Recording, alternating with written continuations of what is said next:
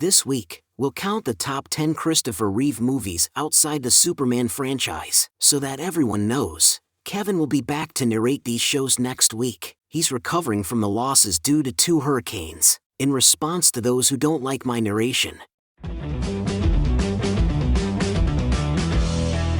exploit each other in some way to survive. I don't agree with you.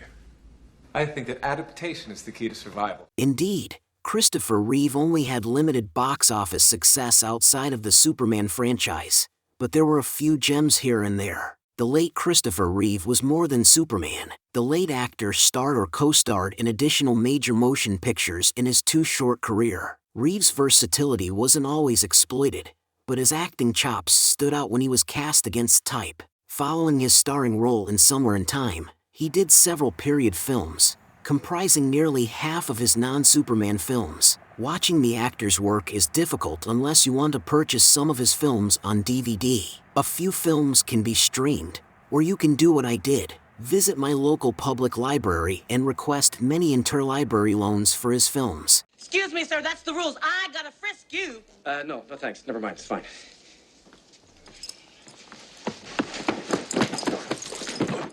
Number 10. Switching Channels. Christy, where the hell you been? It's 30 seconds to air! How could you send the man I love up in a glass elevator when you know he's afraid of heights? How can I know he's afraid of heights? He's so tall. You! Oh. Cable news anchor Christy Colleran, Kathleen Turner, and her cagey boss, John L. Sullivan, Burt Reynolds, have a long history together. They used to be married. But now Christy is set to leave journalism and her ex-husband forever by moving to New York City with her fiancé, retail mogul Blaine Bingham, Christopher Reeve. Since Sullivan still has feelings for her, he hatches a plan to keep Christy around by assigning her to a hot news story she can't resist. In this romantic comedy, Reeve plays against type as a sporting goods tycoon romantically interested in a Chicago TV reporter, played by Kathleen Turner, who is divorced from her station manager boss, played by Burt Reynolds. Reeve was expecting to re-team with Michael Caine, who dropped out and was replaced by Reynolds. Behind the scenes, Reeve had to play referee between Turner and Reynolds, as it's rumored that Reynolds didn't appreciate Turner's top billing. Where I come from, people try to be civil, especially employees when they're talking to customers. If you're the future of aviation, I don't like it. You're 105 pounds of freight. Number 9. The Aviator. What's happening? I gotta set it down! Get down! Face yourself!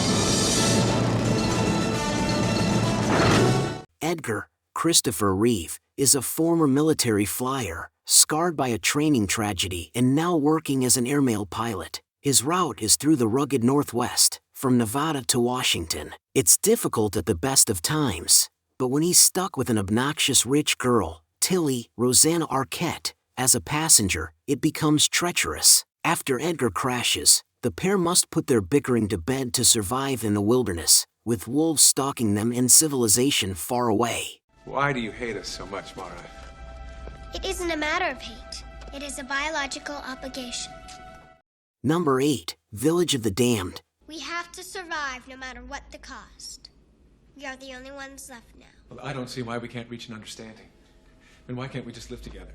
10 months after the small California town of Midwich was struck by a mysterious event during which everyone in the village fell unconscious at once, 10 local women gave birth on the same day. As the unsettlingly calm and unemotional children grow at an abnormally fast rate, it becomes clear that they can read adults' minds and force people to harm themselves. Local Dr. Alan Chafee, Christopher Reeve, and federal agent Susan Verner, Kirstie Alley, must team up to battle the alien children in this John Carpenter remake of the 1960s science fiction horror film of the same name. Reeve's horse riding accident happened shortly after filming was completed. So you were married, after all.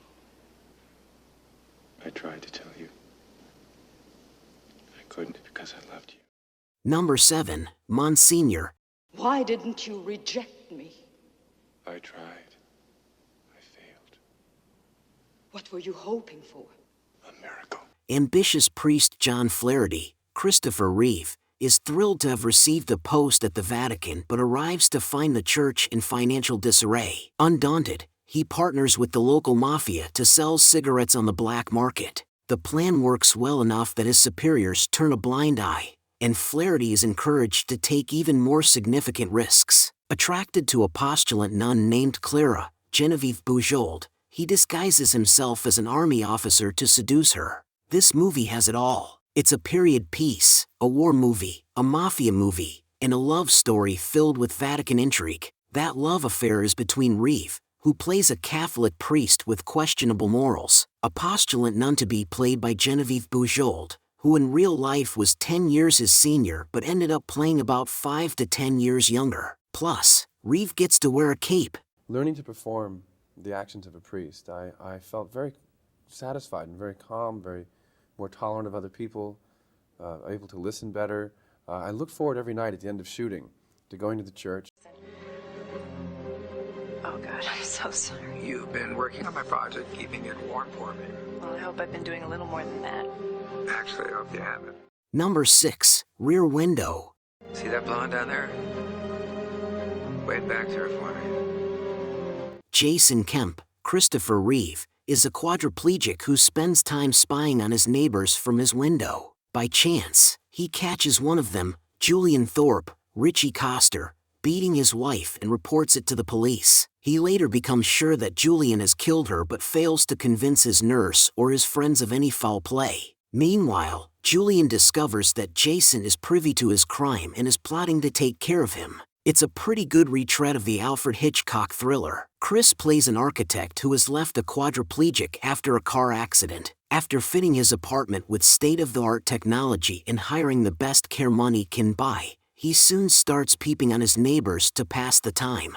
Noticing that his beautiful neighbor has gone missing after a fight with her abusive boyfriend, he enlists the help of his architectural assistant and a police detective to catch a would-be killer. This was Reeve's first film after his horse riding accident, and he shines here.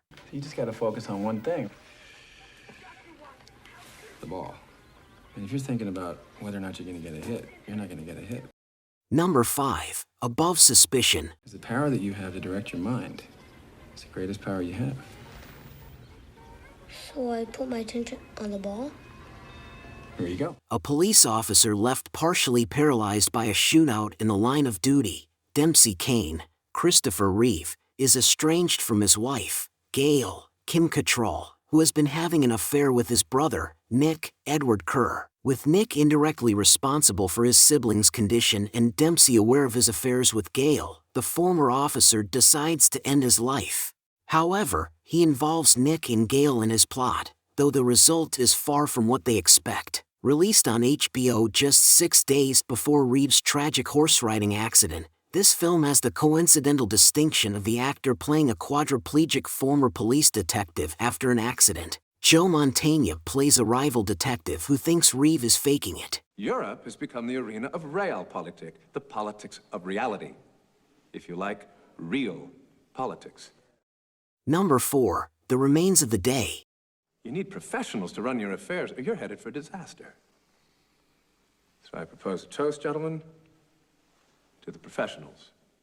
During the 1930s, James Stevens, Anthony Hopkins, serves as a proper English butler to the doltish Lord Darlington, James Fox. Stevens is so dedicated that he forgoes visiting his father on his deathbed to serve and overlooks Darlington's Nazi sympathies and growing anti-Semitism. 20 years after his employer's death, Stevens tries to reconnect with Miss Kenton, Emma Thompson, Darlington's head housekeeper, and begins to regret his loyalty to his former master. Reeve has a small but pivotal role as a U.S. congressman in pre-World War II England who tries to persuade the gentleman politicians, a few of which were Nazi sympathizers, to leave the politics to actual politicians. The movie centers on the relationship between the head butler and head housekeeper of Darlington Hall, played by Anthony Hopkins and Emma Thompson. Well, excuse me, ma'am, I come about the ad.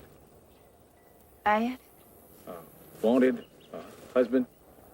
Yeah, I'm the one that placed it. Number 3, Morning Glory. Actress Deborah Raff Finn had a hand in the screenplay of this southern melodrama, set in the Depression. Christopher Reeve plays ex-con Will Parker, looking for work in a small Georgia town. The pregnant Ellie Dinsmore, Deborah Raff Finn, has placed an ad looking for a husband to tend her farm and look after her children. Will applies for the job and proceeds to work as a handyman for Ellie. He is anxious to appear respectable since the local sheriff, Reese Goodloe, J.T. Walsh, is breathing down his neck and worried about him breaking parole. But Will gives him no cause for concern, and as he works Ellie's farm, the two slowly fall in love and agree to marry. Will gets a job as a custodian in the library, and his life appears to be returning to normal. But one night, in the library, Lula Peaks, Helen Shaver, the local waitress, throws herself at him, kissing him passionately. The following morning, Lula's body is found, and Goodloe arrests Will for murder. The paper could burn it. Stop right where you are, fella. You burn that and I'll go right out of here and write it someplace else. Number 2, Deathtrap. Now you give it to me. Give it to me!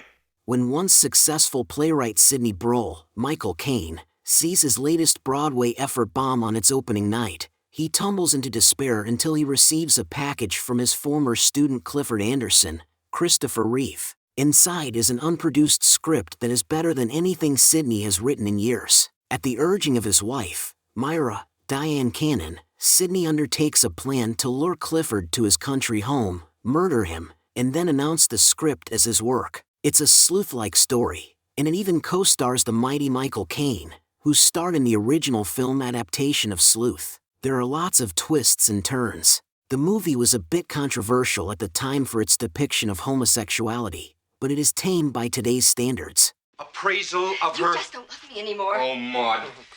I'm going to lie down for a while. It's a good idea. Great idea. I warn you. I've had enough of this. Number 1, Somewhere in Time. Did you see someone just trying to get in here? Yes, some young chap ran that way. I'll be damned. I'd better report that. Indeed, you'd better, sir. Somewhere in Time is a romantic drama that sees Richard Collier, Christopher Reeve, a playwright, smitten by a photo of Elise McKenna, Jane Seymour, an actress from the early 1900s. Richard employs self-hypnosis to travel back to 1912 in his quest for love. Intriguingly, he succeeds and meets Elise, leading to a passionate romance. Based on the novel Bid Time Return by Richard Matheson, this film captivates with its blend of love across time, mystery, and the power of one's mind. It's a time travel story. It takes place in a beautiful location. Chicago is briefly in the movie. It features some Second City players. Jane Seymour plays the love interest, and her character is that of a strong, capable woman. That was our show for today. What did you think? Were you aware of Christopher Reeves' films outside of the Superman franchise? Which one was your favorite? Let me know your thoughts in the comments section below. And, as always, I'd be honored if you subscribe to my channel, ring the bell to stay informed, and check out my Carl Vincent Vampire Hunter franchise, also in the comments section. And, until next time, this is Axel for Kevin Given saying live long and prosper, may the force be with you and keep reaching for the stars.